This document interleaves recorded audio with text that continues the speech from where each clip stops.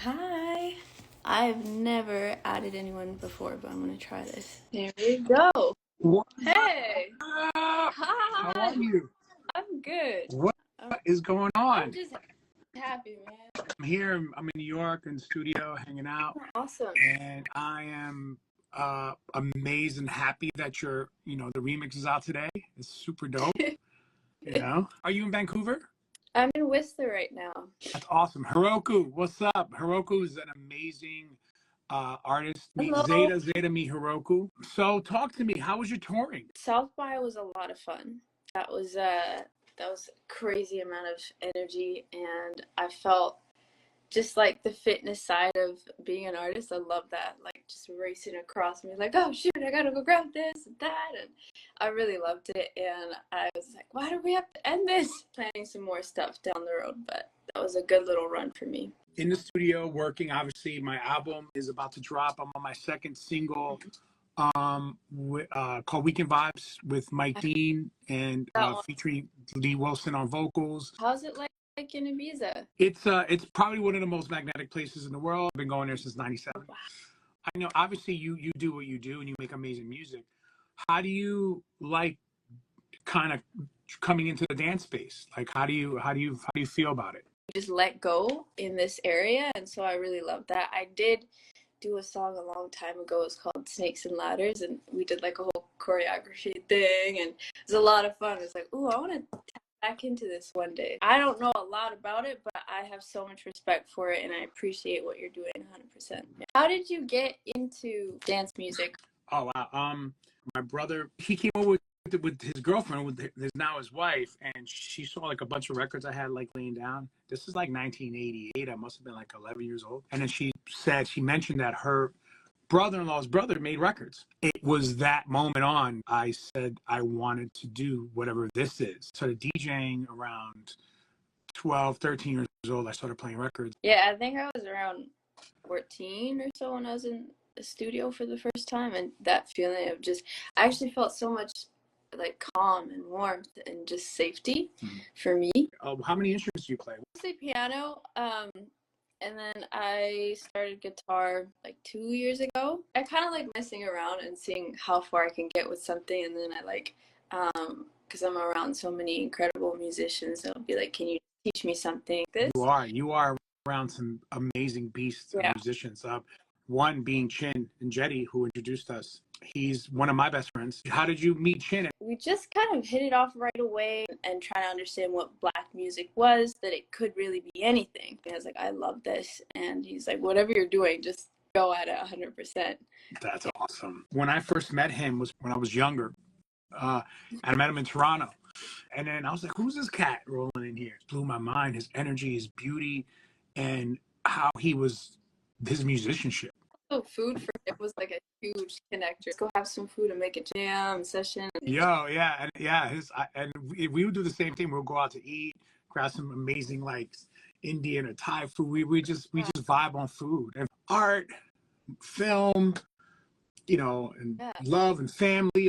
This is the spectrum I live in, and I need it. One will inspire the other. If I'm sitting down watching a movie and something strikes me, I'll just run. I just want kids to continue, or people to continue to feel this passion for what they do in their art.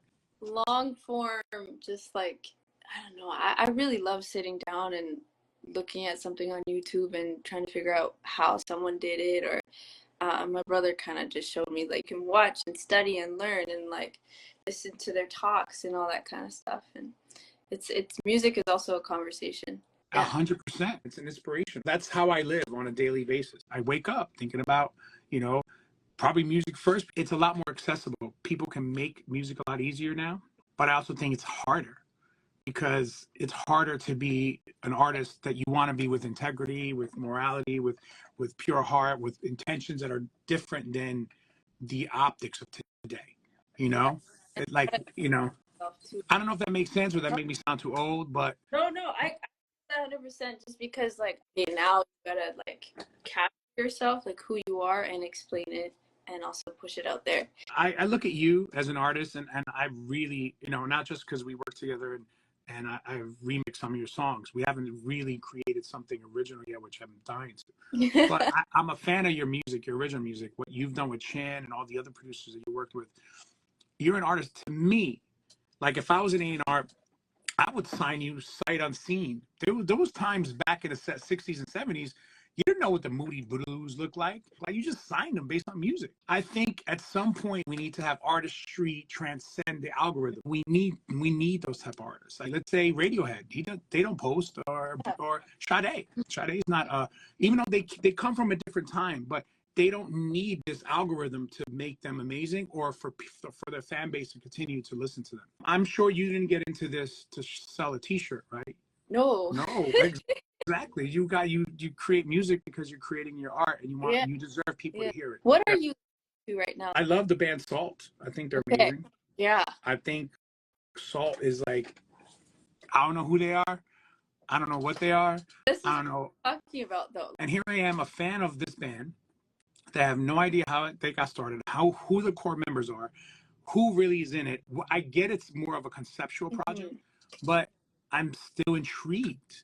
Do I want to know more? Yes. Do I really want to? Kind of not. I kind of like not knowing how amazing this band is. Well, my favorite band is Lord Huron, The War on Drugs, a lot of them. Someone who's new, Days Are May, actually, because Chin's been working with them a bunch. I really like what they're doing. Their visual representation. That was what I was going to ask you. How do you feel when you represent your art, like visually? I do a lot of different things, and everything means something to me. When I create for me, how I want things to be. Sometimes I go on a tangent. I start making different styles of music. Be as authentic as I can be when it comes to visually or what I want. Everything is about inspiration, and I always bounce off my friend Jamel. Sometimes I don't even know, and he'll be like, check this out. I'm like, yes, that's exactly what you're doing, is exactly what's in here, but I couldn't figure it out. It's so important that you have people like that who can just get you or get where you're trying to go. Have you heard of Chris Cornell's version? That one, I actually felt more moved with that one. But I mean, they're all incredible artists. He's amazing as well. I mean, God rest his soul, Chris Cornell. I mean, wow. It's great that we can talk about all these different styles of music and different artists and different genres. Yeah. And I think that's how it should be. You have a whole future and a whole career ahead of you, and God bless you. You're gonna kill it. What else you got coming up? I'm playing a couple festivals a lot right now by myself, which has been fun because I get to rediscover like the different voices, as you said, in me and the different characters. But there's nothing like being in a room with just someone else and bouncing ideas off. This was amazing. We got to do this again somehow. Thank you everybody for tuning in, whoever's there.